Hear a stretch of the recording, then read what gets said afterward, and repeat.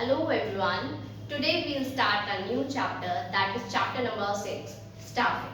So first of all, I would like to tell you what is actually staffing. Staffing basically refers to the employment. It's a managerial function. In this, management tries to fill the vacant positions in the organization and those who are already filled to keep them filled. This is called staffing. Now let's move on. Here we have staffing process. In staffing process, we have total 8 steps. So the first step is estimating manpower requirements. Obviously, the manager first of all he'll try to identify the vacancies in the organization, that how many posts are vacant. Secondly, he comes for recruitment. Now, generally the people think that recruitment and selection they both are same, but it is not like that. They both are different. Recruitment means basically we are trying to identify the candidates and we are trying to attract them towards our organization. So for that we have recruitment. The third step in the staffing process is selection.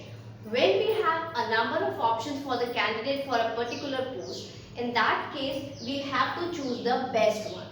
And to choose among the alternatives, the best one is called selection in the organization. After that, move on the fourth step, that is placement and orientation.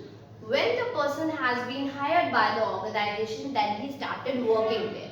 But before starting, the organization wants to introduce the new person to the organization's rules and the other employees also. For that, they organize orientation program.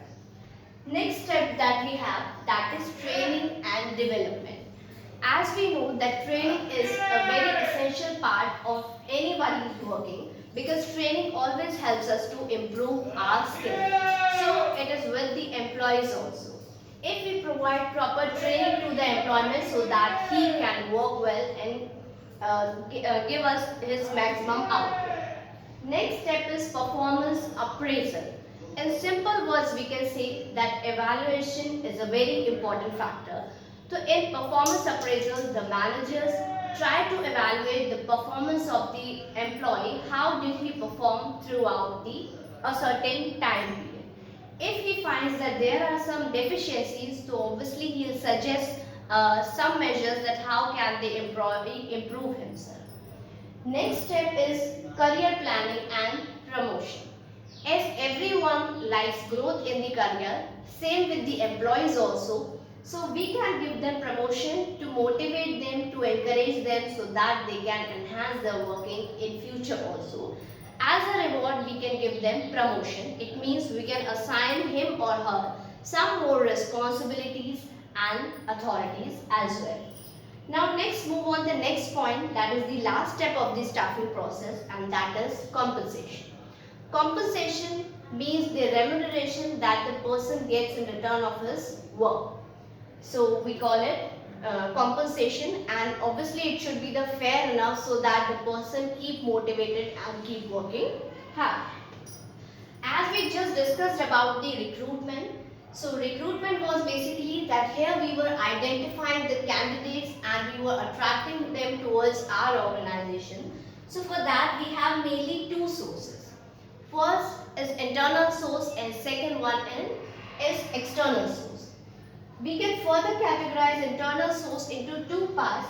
The first one is transfer and the second one is promotion. Transfer means basically we are not adding more employees in our organization. Here we are just shifting them from one place to the another. It may be one department to another, or it may be one city to another city, means the same branch of the organization. So that is called transfer. When there is surplus of employees in one branch and lack in the another, in that case the organization can use this option. Next is promotion. As we have already discussed it over here, promotion means here we are giving some more responsibilities and authorities to a person. We are increasing his job position as well. So that is called promotion. It means by using these two sources, we are not adding any other employee in the organization. We are just utilizing the existing employees of the organization. Now let's move on the external sources. External sources sources can be of many types. So first one is direct recruitment. In direct recruitment, the organization directly puts a notice on the notice board that these number of vacancies are vacant here, so you can come and apply to work here.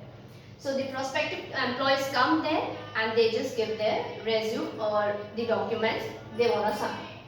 Second is casual callers. Casual callers means these are the prospective employees, those who come in the organization to submit their documents and they wait till for the call of the organization. Existingly, presently, if there is no vacancy in the organization, they will wait for the future call. Organization obviously keeps such type of data as record so that they can utilize it in further, and it actually saves their cost and time both in the future whenever the vacancies arise. The third point is advertisement. Advertisement is the most important source of recruitment. Advertisement can be through any medium. We can give advertisement on television, we can use print media, newspaper, magazines, even on the website. So anywhere, wherever we want to publish the advertisement of our vacancies, we can go for that. Next is employment exchanges. Employment exchanges, these are basically set up by the government for the job seekers. So those who want a job, they just give their requirements here, and wherever the vacancies arise, they just let know the employer. Next point is placement agencies. Placement agencies or the consultants are also doing the same work. They just work on the demand and supply system. Here the job seekers submit their resumes. They tell about their requirement of the job and same the companies does. They also just send their requirements there, and these placement agencies work as the middleman. They just fulfill their demand. Next point is campus recruitment. Campus recruitments in the big educational institutions to the final year students, generally the colleges provide such type of recruitment. In that they call the organizations in their colleges, or the organization combine themselves also, because there they can find out their best students and they can hire them directly for their organizations. Next is employee recommendation. It is also a very good source of recruitment. In this, the existing employee just refers their friend, relatives or any other person for the job. Then the organization thinks about that option first. They can take their interview or they can use other procedure as well, but it actually saves the time of the organization in recruitment. And then we come on the last point, that is labor contractors. Labor contractors means these are the people who are in direct contact with the unskilled labor. So whenever some project comes in the organization and if they need a large number of unskilled laborers, so they just directly contact the contractors and they'll just call the laborers to work that.